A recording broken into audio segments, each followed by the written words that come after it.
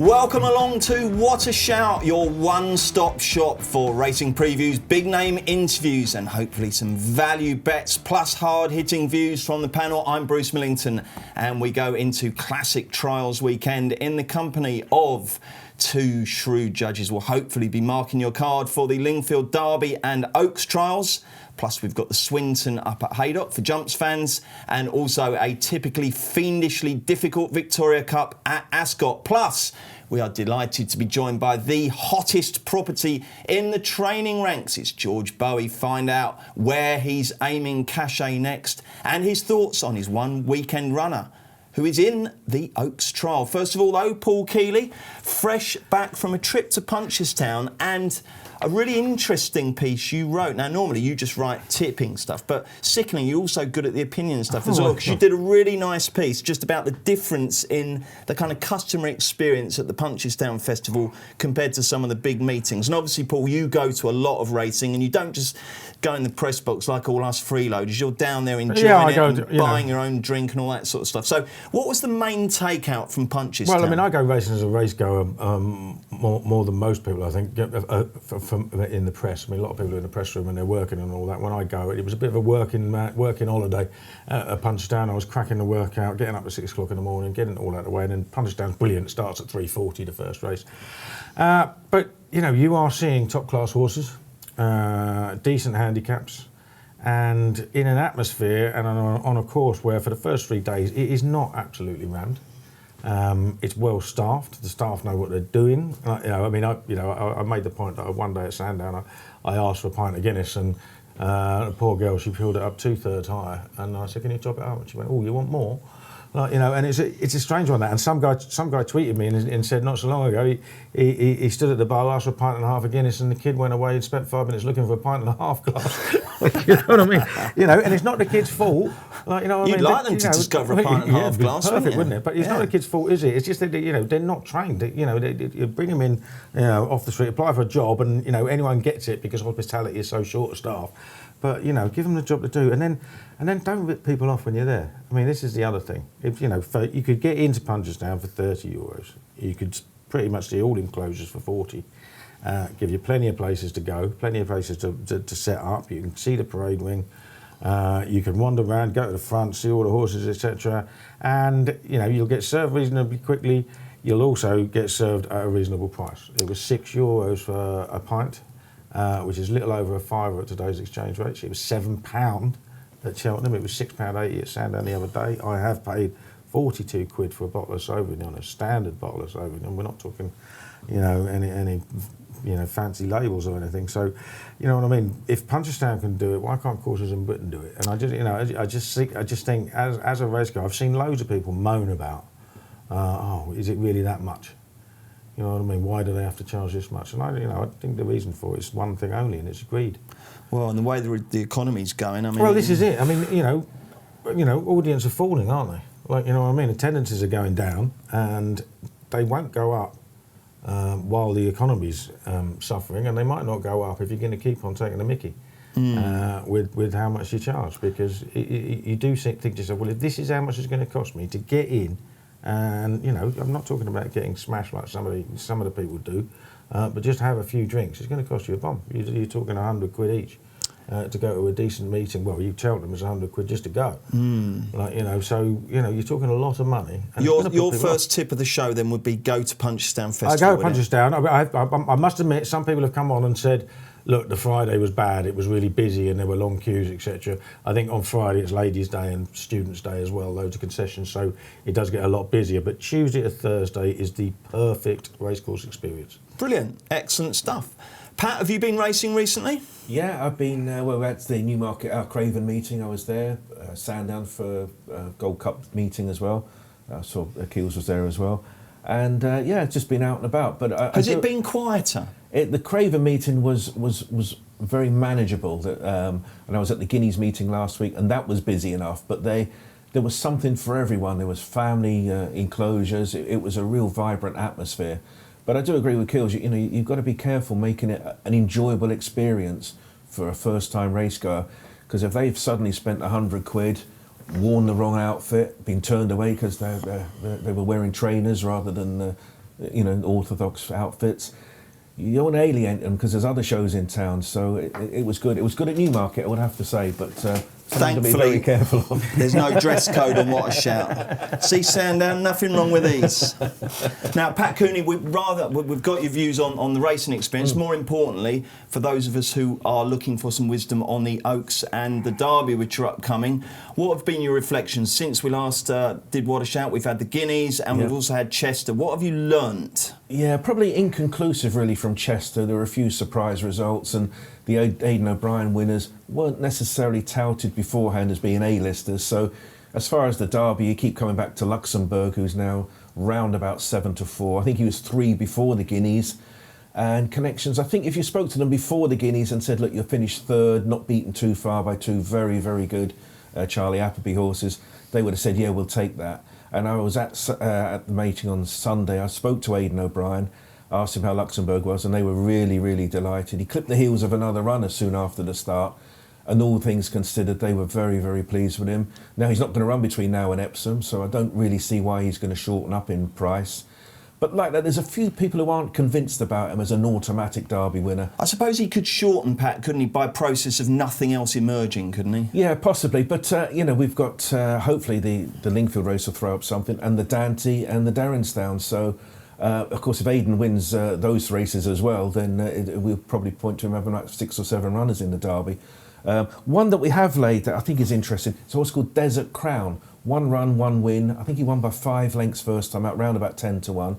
But he's trained by Sir Michael Stout, who has been relatively quiet in recent years. But every day you look at the liabilities and he's just creeping up that bit more. He has a Dante entry, so he's very much of interest going forward. And as for the Oaks, well, the favourite is still Tuesday. We're on her in the classic form. She was 3rd in the Guineas. She's only a June foal, so whatever she's doing at the moment is good.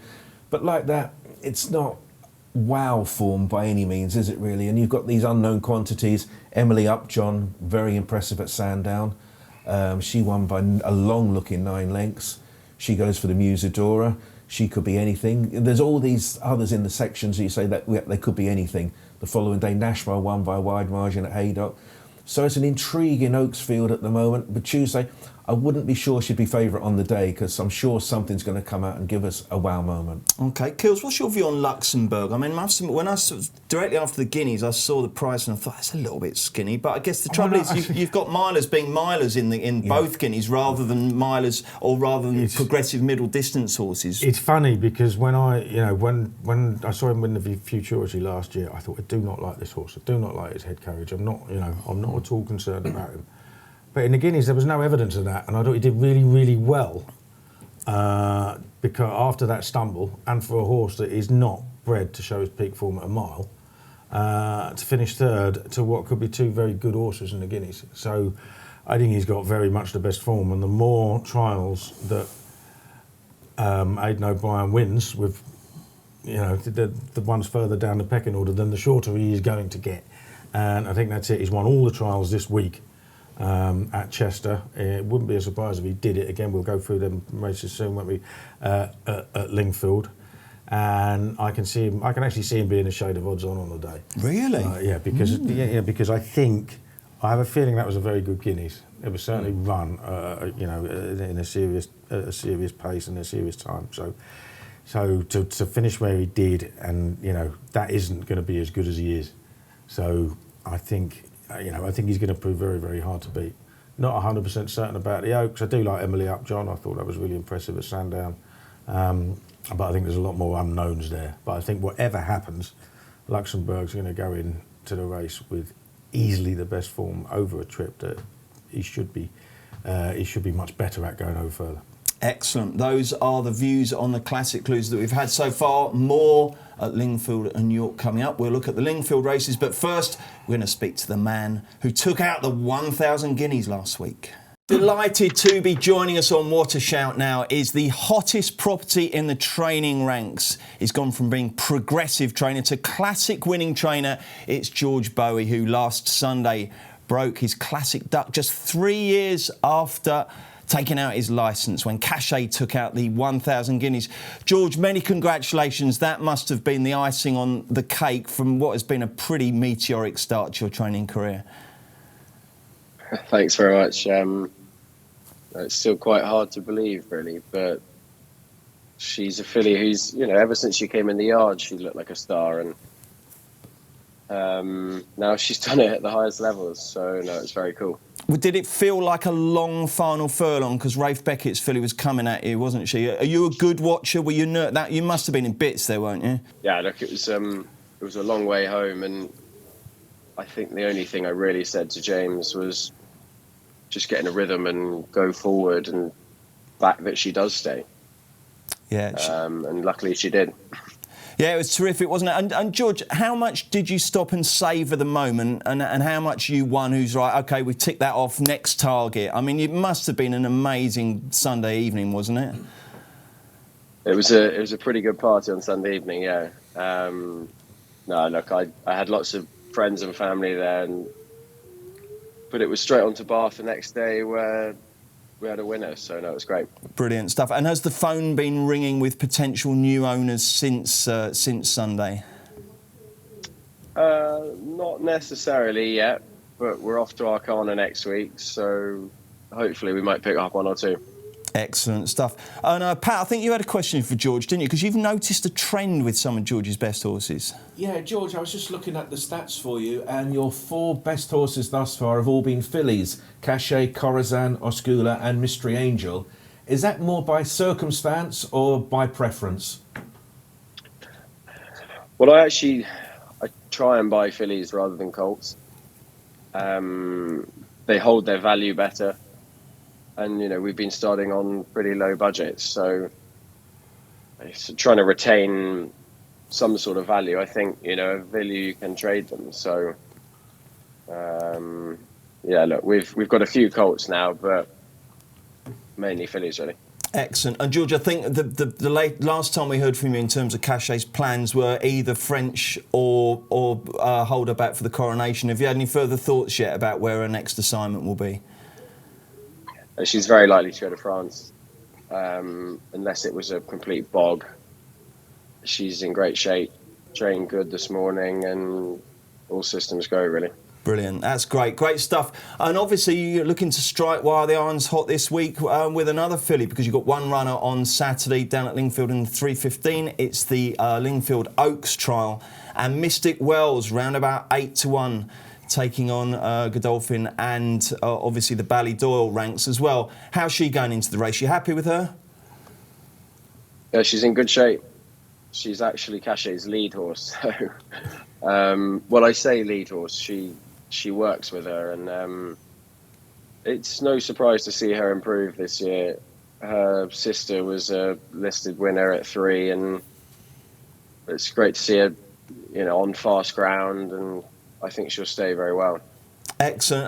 And when you entered her in the race, did you kind of think, well, she could? What did you expect her to be? I mean, were you happy that she's an 8-1 shot and therefore obviously going with a realistic chance, or did you think the race might be a little hotter, or do you think you might even nick in and be one of the favourites?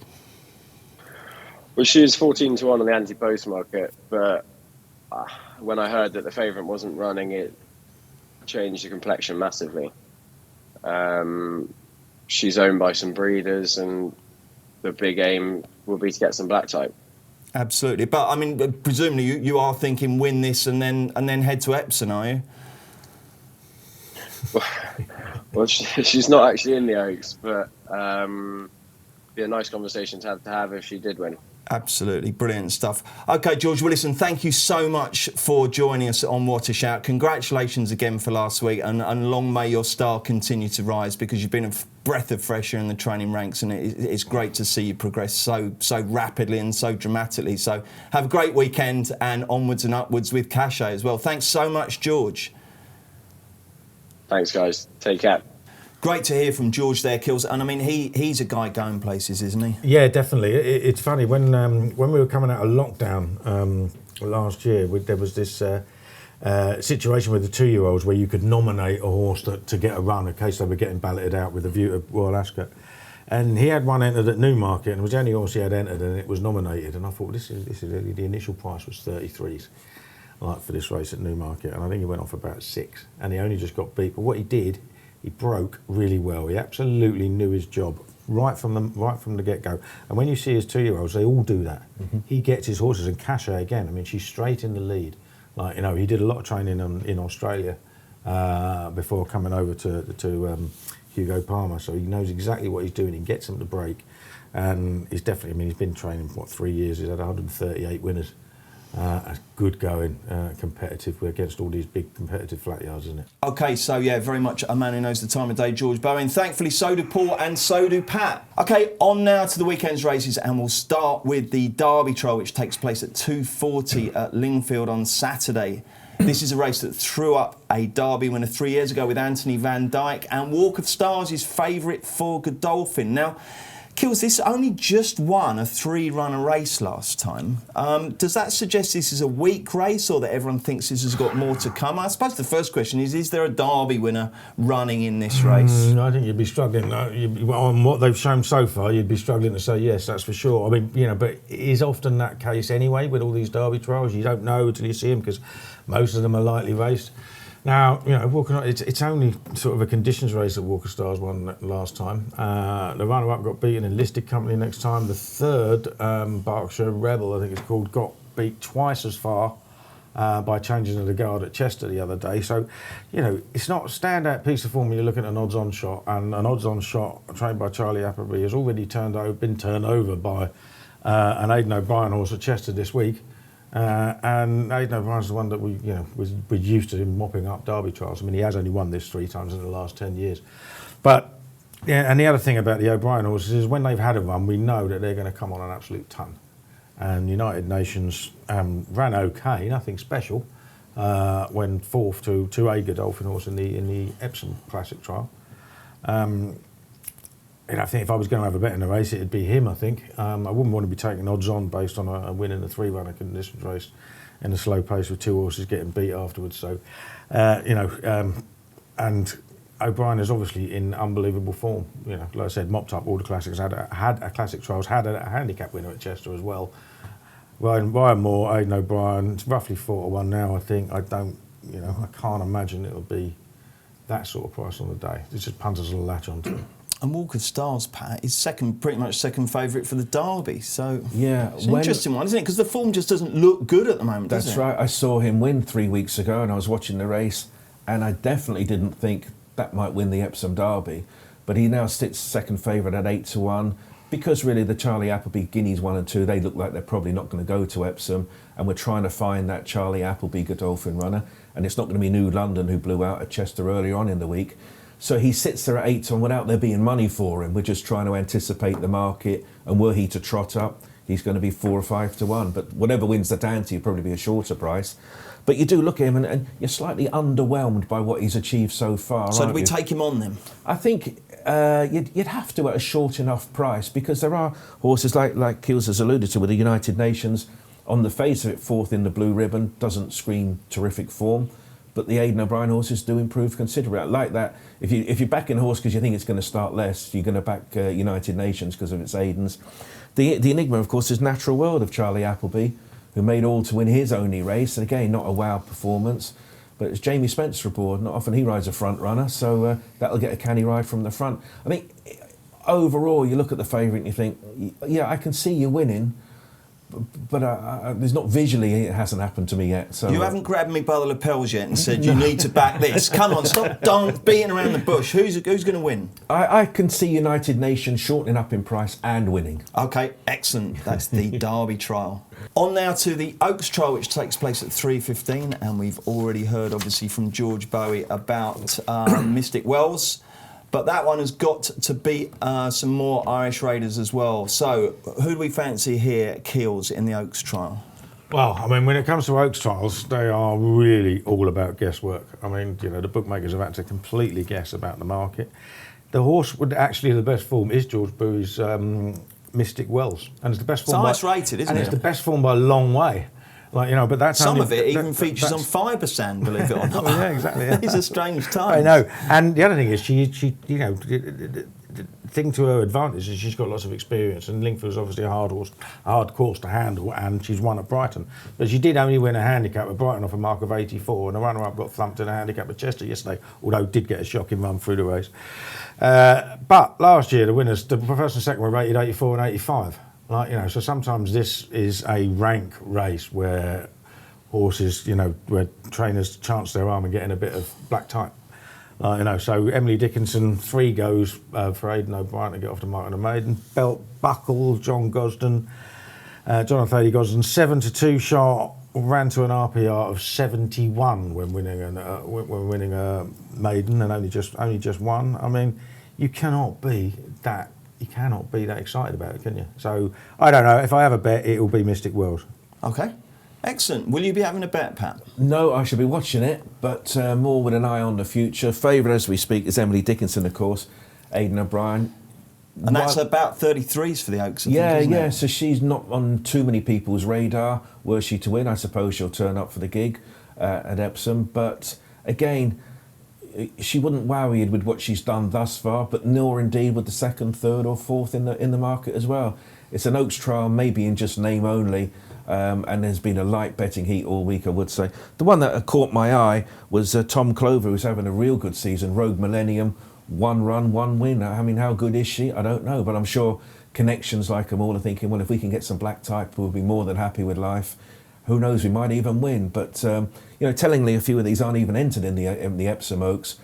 So they've not been producing too many wondrous gallops in the early part of their career.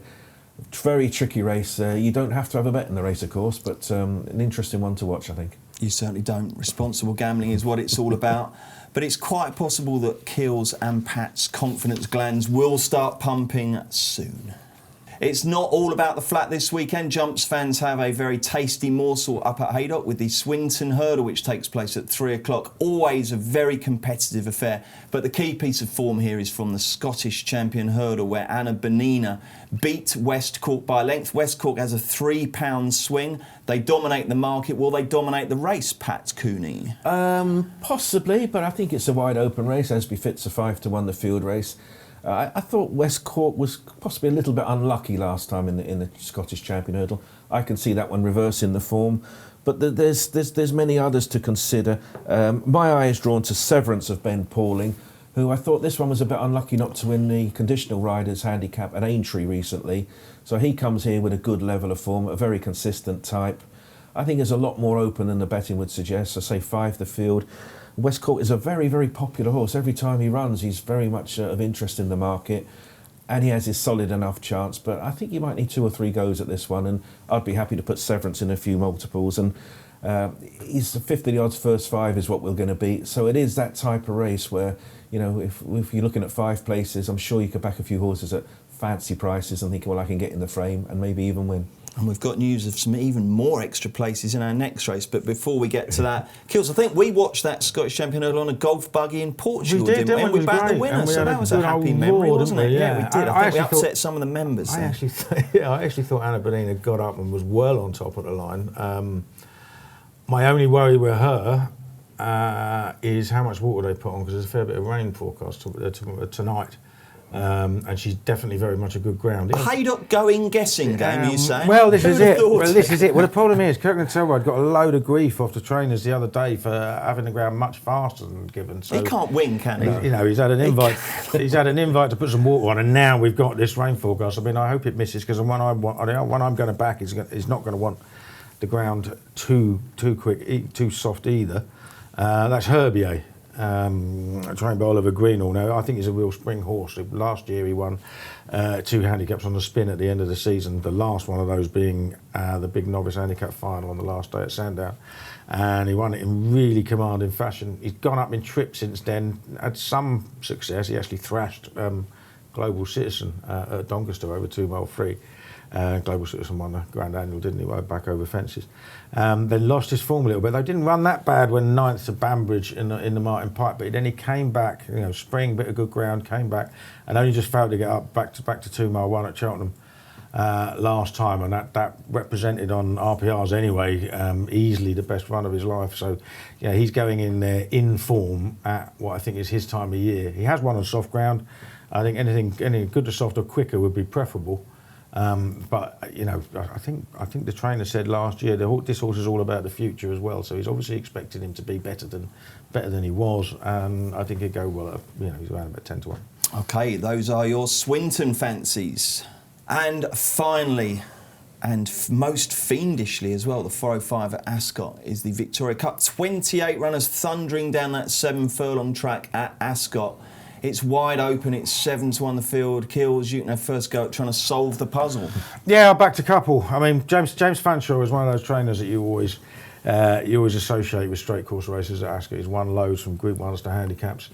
And he's got a horse here called Fresh, whose form figures here are 2-1, 2-3. The 2 seconds were by a nose and a neck, and one of those was in the Wokingham. He stepped up to 7 furlong for the first time in the Challenge Cup last year on heavy ground, and he was beaten 10 lengths in third, but the 2 who finished ahead of him raced on the completely opposite side of the track and just pulled miles clear of everything, and he actually beat the rest on his side really well. So I don't think there's any doubt that he stays.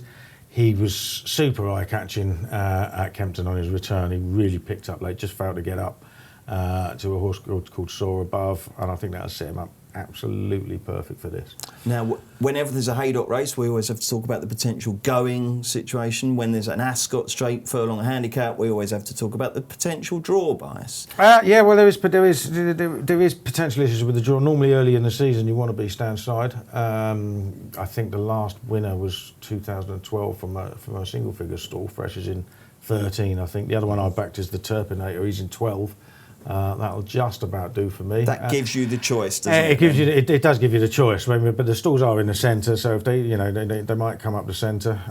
It's going to be relatively fresh ground, isn't it? A couple of dry days. So actually, the round course, the going stick readings on the round course suggest it's good to soft at best, let alone good that they're calling it. But we'll have to wait and see on that. So I think the ground will be fine. It just depends on what it just depends on where the pace is, I suppose.